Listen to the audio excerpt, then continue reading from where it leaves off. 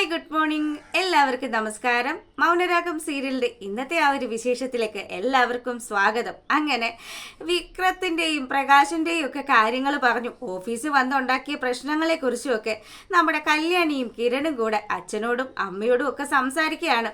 അപ്പം ഈ കാര്യങ്ങളൊക്കെ കേട്ട് കഴിയുമ്പോഴത്തേക്കിനും നമ്മുടെ സേനം പറഞ്ഞു, കിരണേ, നിങ്ങൾ വിചാരിക്കുന്ന പോലെ നിസ്സാരക്കാരനല്ല വിക്രം. അവന് ജയിലിൽ വെച്ച് നമ്മുടെ കുറച്ച് ആൾക്കാർ അവനെ സൽക്കരിച്ചായിരുന്നു. എന്നിട്ടും അവൻ ഒരു പേടിയില്ല. അവന് ജയിലിൽ കിടന്ന് അറപ്പ് തീർന്നവനാണ്. അതുകൊണ്ട് രാത്രി കാലങ്ങളിൽ ഇനി നിങ്ങൾ മക്കളൊക്കെ നല്ലതുപോലെ ശ്രദ്ധിക്കണം. അവനെ പോലെയുള്ളൊരു ക്രിമിനൽ പുറത്തുണ്ട് എന്നുള്ളൊരു ചിന്ത നിങ്ങൾക്ക് വേണമെന്നൊക്കെ പറഞ്ഞ് മകനെ ഉപദേശിക്കുകയാണ്. അറിയാച്ച അവനൊരു കൊടും കുറ്റവാളി തന്നെയാണ്. പറയുമ്പോൾ ഒരുപാട് വിഷമമുണ്ട്. അവനെൻ്റെ രക്തമൊക്കെയാണ്. എന്നാലും അവനെ പറ്റിയിട്ട് പറയാതെ ഒരു മാർഗവും ഇല്ല. അവനെ ആരോ സഹായിക്കുന്നുണ്ടച്ചാ അത് ആരാണെന്നൊക്കെ നമ്മൾ എങ്ങനെ കണ്ടെത്തുമെന്ന് കല്യാണി ഇങ്ങനെ പറയുകയാണ്. അപ്പൊ കല്യാണിയോട് രൂപ പറഞ്ഞു, മോളെ, അവനെ ആരെങ്കിലും സഹായിക്കുന്നുണ്ടെങ്കിൽ ആ സഹായിക്കുന്നവനിട്ടും പെട്ടെന്ന് തന്നെ കൊട്ട് കിട്ടാനുള്ളൊരു കാര്യമാണ്. എന്തായാലും ഇത്രയും കാലവും ആ രാഹുൽ എന്ന് പറയുന്നവൻ ഇവനെ വലിയ കാര്യത്തിന് സഹായിച്ചല്ലോ. അവന്റെ വീട്ടിലെ പണി പോലും ആ അമ്മൂമ്മ നിർത്തിപ്പോയി. എന്നിട്ടോ അതും പോരാഞ്ഞിട്ട് ആ ഒരു 3-4 ദിവസത്തെ കൂലി അത് തിരികെ രാഹുലിന്റെ മുഖത്തേക്ക് തന്നെ വലിച്ചെറിഞ്ഞിട്ടാ പോയത്. അത്രയൊക്കെ അഹങ്കരിക്കണമെങ്കിൽ എവിടുന്നോ ആരോ, കാശുള്ള ആരോ ഇവരെ ഹെൽപ്പ് ചെയ്യുന്നുണ്ട് എന്ന് തന്നെ വിചാരിക്കണം. മിക്കവാറും വിക്രത്തെ പോലെ തന്നെ വിക്രത്തിന്റെ അച്ഛനും ഒരു കള്ളനായി തീർന്നു കാണും. അതായിരിക്കും ആരെങ്കിലും പിടിച്ചോ പറിക്കാതെയൊക്കെ എങ്ങനെ ഇവരൊക്കെ രക്ഷപ്പെടുന്നത്. അങ്ങനെ നമ്മുടെ രൂപയൊക്കെ സംസാരിക്കുമ്പോഴത്തേക്കിനും കല്യാണിക്ക് നല്ല ദേഷ്യമുണ്ട്. എന്ത് ചെയ്യാനാ, ഇതുപോലെയുള്ളൊരു സന്തതി തൻ്റെ കുടുംബത്ത് വന്ന് പിറന്നല്ലോ എന്ന് ആലോചിക്കുക കല്യാണി. പിന്നീടാണെങ്കിൽ ഇവർ രണ്ടുപേരും കൂടെ നമുക്ക് എങ്ങനെയെങ്കിലും ഇവരുടെ നീക്കങ്ങൾ മനസ്സിലാക്കണം, അതിന് വേണ്ടുന്ന കാര്യങ്ങളൊക്കെ കിരണേട്ട ചെയ്യണമെന്നൊക്കെ പറഞ്ഞു. അങ്ങനെ ആ ഒരു സീനൊക്കെ കഴിയുമ്പോഴാണെങ്കിലോ നമ്മളെ കാണിക്കുന്നത് നമ്മുടെ കാർത്തികയെയും അവളുടെ അമ്മയുമാണ്. ആ അമ്മയ്ക്കാണെങ്കിൽ നല്ല ദേഷ്യമുണ്ട്. മോളെ, നീ എപ്പോഴും ഒരു കാര്യം ആലോചിക്കണം. അമ്മ എത്രമാത്രം സങ്കടങ്ങളിലൂടെയാണ് കടന്നു വന്നത് എന്നുള്ള കാര്യം. അതുകൊണ്ട് അതനുസരിച്ച് മാത്രമേ കാര്യങ്ങളൊക്കെ നീക്കാവുള്ളൂ എന്നും പറഞ്ഞു. അതമ്മ എന്നോട് പ്രത്യേകം പറഞ്ഞു തരണോ? എനിക്കറിയാം കാര്യങ്ങൾ. എൻ്റെ അമ്മയെയും അതുപോലെ തന്നെ എന്നെയും ഒക്കെ കൊല്ലാക്കൊല ചെയ്തിട്ടുള്ള ആ തന്ത, അയാൾക്ക് വേണ്ടത് ഞാൻ കൊടുത്തോളാം. മോളെ, കിരണും അതുപോലെ തന്നെ കല്യാണിയും കാദംബരിയൊക്കെ വളരെ നല്ല സ്വഭാവത്തിൽപ്പെട്ട ആൾക്കാരാണ്. അവരുടെ അമ്മ ദീപയും ഒക്കെ നല്ല ആൾക്കാർ തന്നെയാണ്. അത്തരത്തിലുള്ള ആൾക്കാരുമായിട്ട് മോള് നല്ലൊരു ബന്ധം സ്ഥാപിക്കണമെന്നും അമ്മ പറഞ്ഞു കൊടുക്കുക. പിന്നെ മോള് ശ്രദ്ധിക്കേണ്ടുന്ന ഒരു കാര്യമുണ്ട്. ആ തള്ളയെ പ്രത്യേകം ശ്രദ്ധിക്കണം. ഭാനുമതി അമ്മ അവളൊരു അഹങ്കാരം പിടിച്ച തള്ളയാണ്. അവരാരാണെന്നുള്ളതൊക്കെ ഞാൻ ഓഫീസിൽ ഡെയിലി കാണുന്നുണ്ട്. അവരുടെ വിചാരം ഞാൻ അവരെ വാച്ച് ചെയ്യാതെ അവർക്ക് വേണ്ടിയിട്ട് എല്ലാ ചുമതലയും നൽകിയിരിക്കുവാണെന്നാണ്. പക്ഷേ നമ്മുടെ സ്റ്റാഫുകളെയൊക്കെ അവർ നിർത്തിപ്പൊരിക്കുകയാണ്. ഇങ്ങനെ അഹങ്കാരവും അതുപോലെ തന്നെ പണമൊക്കെ തലയ്ക്ക് പിടിച്ചൊരു തള്ളയെ ഞാൻ എൻ്റെ ജീവിതത്തിൽ കണ്ടിട്ടില്ല. എന്തായാലും പ്രകാശം കരയും, അതിനോടൊപ്പം ഈ തള്ളയും കരയും. അവരുടെ കണ്ണുനീര് ഞാൻ എൻ്റെ അമ്മയ്ക്ക് കാണിച്ചു തരുമെന്ന് പറഞ്ഞു. അത് തന്നെയാണ് മോളെ എനിക്ക് കാണേണ്ടത്. എന്നെ കണ്ണുനീര് കുടിപ്പിച്ച ആ പെൺമക്കളെ കണ്ണുനീര് കുടിപ്പിച്ച അവൻ ഇനി സന്തോഷിക്കരുത്. 3-4 പ്രാവശ്യമൊക്കെയാണ് അയാൾക്ക് അറ്റാക്ക് വന്നത്. നല്ല ആയുസിന്റെ ബലമുള്ള ആളാണ്. അല്ലെങ്കിൽ അയാൾ പണ്ടേ ചത്തുപോവേണ്ടതാ.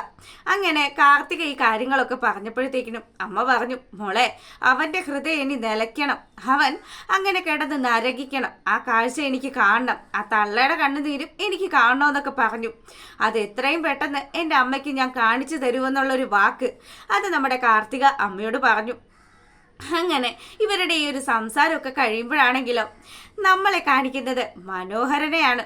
മനു ആണെങ്കിൽ ചെറിയ ഊട്ടായ്പ പരിപാടികളൊക്കെ ആയിട്ട് നമ്മുടെ ജിഷയുടെ വീട്ടിലേക്ക് കയറി ചെല്ലുകയാണ്. അപ്പം ജിഷയുടെ അച്ഛനും അമ്മയും ഒക്കെ പറഞ്ഞു, മോനെ വാ. അല്ല, മോൻ എന്താ ഇപ്പൊ പെട്ടെന്ന് വന്നത്? മോൻ വരുമെന്ന് പറഞ്ഞിരുന്നെങ്കിൽ ഞാൻ അവളെ പുറത്തേക്ക് വിടില്ലായിരുന്നല്ലോ. അമ്മയുടെ ഈ ഒരു വർത്തമാനമൊക്കെ കേൾക്കുമ്പോഴത്തേക്കിനും ഇവനാണെങ്കിൽ ഓവർ ആക്ട് ചെയ്യാൻ തുടങ്ങി. അമ്മേ, ഞാൻ വന്നത് മറ്റൊരു കാര്യം കൂടെ പറയാനാ. നിങ്ങൾ സമാധാനമായിട്ട് അവരോട് കാര്യങ്ങളൊക്കെ പറഞ്ഞ് മനസ്സിലാക്കെന്ന് പറഞ്ഞു. അങ്ങനെ ഇവിടെ ഈ കാര്യങ്ങളൊക്കെ നടക്കുമ്പം എന്തിനാ മോൻ വന്നതെന്ന് അച്ഛനും അമ്മയും ചോദിക്കുമ്പം അത് എനിക്കൊരു വലിയ കാര്യം പറയാനുണ്ടെന്നും പറഞ്ഞ് അവൻ ഒറ്റ കരച്ചിലങ്ങ് കരഞ്ഞു. അതെ, കല്യാണത്തിന് ഇനി വെറും 2 ദിവസം മാത്രമല്ലേ ഉള്ളൂ. അതിനിടയ്ക്ക് എൻ്റെ കുടുംബത്ത് വലിയൊരു ദുരന്തമൊക്കെ നടന്നു. എന്താ മോനെ, നീ എന്താ പറഞ്ഞു വരുന്നത്? അതൊന്നും പറയണ്ട, എൻ്റെ അങ്കിള് മരിച്ചു. അദ്ദേഹം മുംബൈയിലാണ് ഉള്ളത്. അയ്യോ, അങ്കിളെന്ന് പറയുമ്പോൾ മോൻ്റെ അമ്മയുടെ ആങ്ങളെയാണോ എന്ന് ചോദിക്കുകയാണ്. അത് തന്നെ, എൻ്റെ അമ്മയുടെ ഒരേ ഒരു ആങ്ങളെയാണ്. എന്ത് ചെയ്യണമെന്ന് ആലോചിച്ചിട്ട് ഒരു എത്തും പിടിയും കിട്ടുന്നില്ല. കല്യാണം നീക്കി വെച്ചാലോ? എന്നാലും ഒരു പ്രശ്നമുണ്ട്. അതെ, എനിക്ക് കല്യാണത്തിനുള്ള സമയം വരുന്നത് 2 വർഷത്തിന് ശേഷമാണ്. അങ്ങനെ ഇവൻ അങ്ങ് കസറി പറയുകയാണ്. ഇതൊക്കെ വിശ്വസിച്ചുകൊണ്ട് നമ്മുടെ ജിഷയുടെ അച്ഛനും അമ്മയും വായും പൊളിച്ച് നിൽക്കുക. ദൈവമേ, എന്തുമാത്രം സ്നേഹമുള്ളൊരു ചെറുപ്പക്കാരനാണവൻ. അപ്പം പറയുന്ന കാര്യങ്ങളൊക്കെ കേട്ടില്ലേ? ഇത്രയും നന്മയൊക്കെയുള്ള ഈ ഒരു ചെറുപ്പക്കാരന് ഇങ്ങനെയുള്ളൊരു അവസ്ഥയാണല്ലോ ദൈവമേ കൊടുത്തത്. അതെ മോനെ, ഞങ്ങൾ കല്യാണമൊക്കെ എല്ലാവരും ക്ഷണിച്ചു, വളരെ ആർഭാടമാക്കി നടത്താമെന്നൊക്കെയാണ് വിചാരിച്ചിരുന്നത്. ഇനിയിപ്പം മോൻ്റെ വീട്ടുകാർ ഇങ്ങനെയൊക്കെ ഒരു തീരുമാനം എടുത്തിട്ടുണ്ടെങ്കിൽ നമുക്ക് എന്ത് ചെയ്യാൻ പറ്റും? അങ്ങനെയാണെങ്കിൽ കല്യാണം മാറ്റി വയ്ക്കാം. അത് തന്നെ ആയിരിക്കും പിന്നെ ചെയ്യാൻ പറ്റുക. അയ്യോ മോനെ, അങ്ങനെ പറയല്ലേ. നമുക്കൊരു കാര്യം ചെയ്യാം, നമുക്ക് രജിസ്റ്റർ മാരേജ് ചെയ്യാം. ഇപ്പൊ കാര്യങ്ങൾ നടക്കണമല്ലോ. അപ്പം ഈ വിളിച്ചുകൂട്ടിയ ആൾക്കാരോടൊക്കെ അച്ഛനും അമ്മയും വിളിച്ചു പറയണം കേട്ടോ. എന്തായാലും നമുക്കിത് ചെറിയൊരു രീതിയിൽ നടത്താം. ഒന്ന് വേണമെങ്കിൽ അവളെ കൂട്ടിയിട്ട് ഞാനൊരു രജിസ്റ്റർ ഓഫീസിൽ പോയി സൈൻ ചെയ്യാം. അത്രയൊക്കെ എനിക്ക് ഈ സമയത്ത് ചെയ്യാൻ പറ്റുള്ളൂ. എൻ്റെ അമ്മാവൻ എന്നെ പൊന്നുപോലെ വളർത്തിയതാണ്. അദ്ദേഹത്തിന് എന്നെ എത്രമാത്രം സ്നേഹമായിരുന്നു. അങ്ങനെയൊക്കെ പറഞ്ഞ് ഭയങ്കര സെന്റിമെന്റ്സ് അടിച്ച് കള്ളക്കണ്ണുനീരും ഒക്കെ കാണിച്ച് ആ അപ്പനെയും അമ്മയും ഒക്കെ ഇവൻ വശത്താക്കുകയാണ്. അങ്ങനെ അതൊക്കെ കഴിയുമ്പോഴാണെങ്കിലോ നമ്മുടെ കല്യാണി നേരെ വീട്ടിലേക്ക് വന്നു. അപ്പൊ ദീപയാണെങ്കിൽ കിച്ചണിൽ കുറച്ച് പരിപാടിയൊക്കെ ചെയ്തോണ്ട് നിൽക്കുകയാണ്. ദീപയുടെ അടുത്ത് വന്നിട്ട് പറഞ്ഞു, അമ്മേ, ഇന്ന് ഓഫീസിലൊരു സംഭവം ഉണ്ടായി. അമ്മയുടെ പുന്നാര മോൻ അവൻ ഓഫീസിലെത്തി. എന്ത് വിക്രോ, അവനിപ്പോ പുറത്തിറങ്ങിയെന്ന് അമ്മ ചോദിക്കുകയാണ്. അവൻ ഇറങ്ങിയമ്മേ, ഒന്നും പറയണ്ട. അവനും അവൻ്റെ അച്ഛനും കൂടി എന്തൊക്കെ കാട്ടായാണ് കാണിച്ചു കൂട്ടിയത്. നമ്മുടെ ഓഫീസ് നശിച്ചു പോകും, നശിച്ച് നാറാണക്കല്ല് പിടിക്കുമെന്നൊക്കെ പറഞ്ഞ് അവർ പ്രാഗിയിട്ടൊക്കെയാണ് പോയത്. മോളെ, അവനെ പോലെയുള്ള ഒരുത്തനും അവൻ്റെ അച്ഛനെന്ന് പറയുന്ന നികൃഷ്ട ജീവിയും പ്രാഗിക്കഴിഞ്ഞാൽ എവിടെ ഫലിക്കാനാണ്?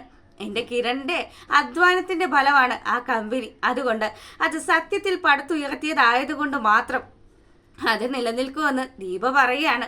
പിന്നെ മോള് അവൻ എൻ്റെ മകനാണ് എന്നുള്ള രീതിയിലൊന്നും ഇനി മേലാ സംസാരിക്കരുത്.